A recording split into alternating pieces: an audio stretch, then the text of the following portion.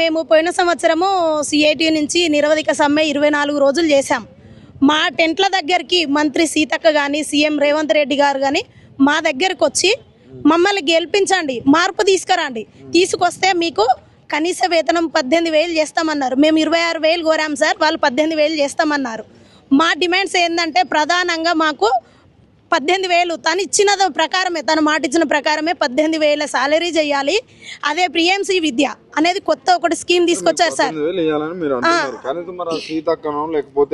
అదే సీతక్కనే మేము నిరవధిక సమ్మె చేసినప్పుడు మేము ఆమెను పిలవలేదు. మా టెంట్ కిందికి వచ్చి కూడా మాకు ఆమె ఇచ్చింది, తను మీకు 18,000 వేతనం మేము చేస్తాము. ఇప్పుడు అసలు మా ఊసే లేదు ఆమెకు. అసలు మీరు ఎవరు అన్నట్టుగా మమ్మల్ని వేరేగా చూస్తుంది. ఈ రోజు ఉదయం 4 గంటలకు మేము జనగాం నుంచి బయలుదేరి ఇక్కడికి వస్తే సార్, పొద్దున 9:30కి మేము ఇక్కడికి వచ్చాము. మేము ఈ పక్క వస్తే ఆ పక్క, ఆ పక్క వస్తే ఈ పక్క, పోలీసు వాళ్ళు మా వెంట ఇటు అటు చేసిండ్రు. మమ్మల్ని మధ్యాహ్నం 1 గంటకి ఎక్కించిండ్రు సార్ వ్యాను.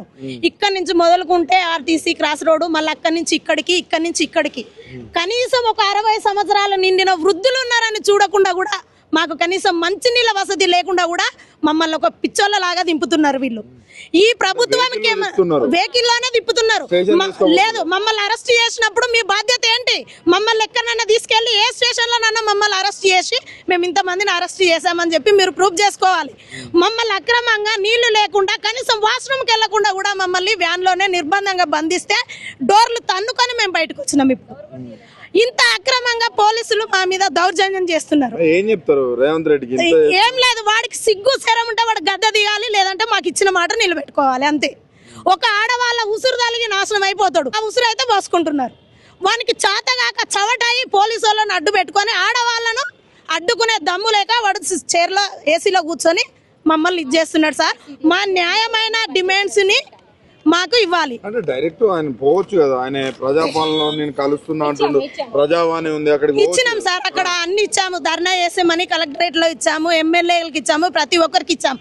ఇప్పుడు కూడా పట్టించుకోవట్లే. ఇప్పుడు కూడా ఇంత దూరం ఎందుకు వచ్చామంటే మాకు కొన్ని మా కోరికలను బట్టి ఒకటి వినతి పత్రం ఉంది. ఆ వినతి పత్రాన్ని ఇయ్యడానికని ఇంత దూరం వచ్చినాం. వస్తే కనీసం అతనితో ప్రజలలో ప్రజాపాలన చేస్తా అన్నాడు. మరి ఈ ప్రజలకు న్యాయమైన కోరికలు కోరితే ఈ వినతి పత్రం ఇవ్వడానికి వస్తే మమ్మల్ని అక్రమంగా ఎందుకు అరెస్ట్ చేస్తున్నారు? ముందస్తు అరెస్టులు. ఇప్పుడు మా లీడర్లు, రాష్ట్ర నాయకులు, జిల్లా నాయకులు మొత్తం అరెస్ట్ అయి ఉన్నారు.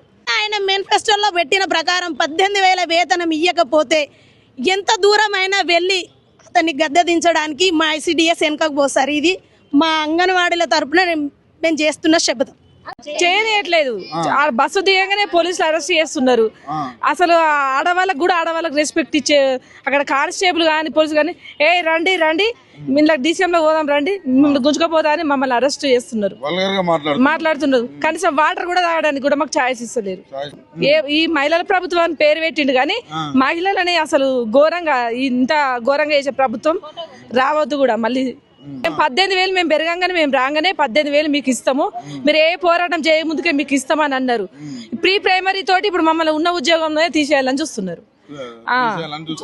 ఈ పరిస్థితులు కేసీఆర్ ఉన్నప్పుడు అసలు మమ్మల్ని పర్మిషన్ ముందు రోజే మేము ధర్నాకు దిగే ముందు రోజే అక్కలు చెల్లెలు మీరు ఏ కూడా మీకు చేస్తామని మమ్మల్ని మంచిగా గౌరవంగా అక్కడ కూర్చోబెట్టి మాట్లాడిండు కేసీఆర్ గారు.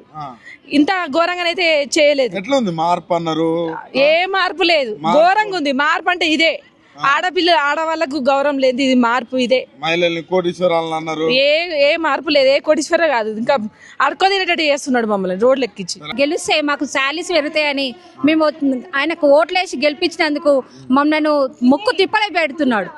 అసలు ఎక్కడ అంటే ఇంతవరకు మాకు కనీసం మీటింగ్లు పెట్టుకుందామంటే కూడా పర్మిషన్ కూడా ఇవ్వట్లేడు. తొక్క ఏం చేయలే ఆయన ఏం చేయడు. అన్ని ఉట్టి మాటలే. ఏ ధర్నాలు చేయనియాడు, ఏం చేయనియాడు. ప్రజాపాలన అంటాడు, ఇదంటాడు, అవన్నీ ఉట్టి మాటలే, తూకి మాటలు అంతా వేస్ట్. మార్పు తీసుకొస్తా అన్నాడు, మార్పు లేదు, ఏం లేదు. ఇంకా కేసీఆర్ ఉన్నప్పుడన్నా చాలా బాగుండేది. మేము అడగ ముందుకే మాకు ఫస్ట్ శాలరీస్ పెంచిండు. కానీ ఈయన వచ్చినాక మేము ఇంత కొట్లాడి ఇంత చేస్తున్నా కూడా ఇంతవరకు మేము పోరాటం చేద్దామన్న పర్మిషన్ కూడా ఇస్తలేడు.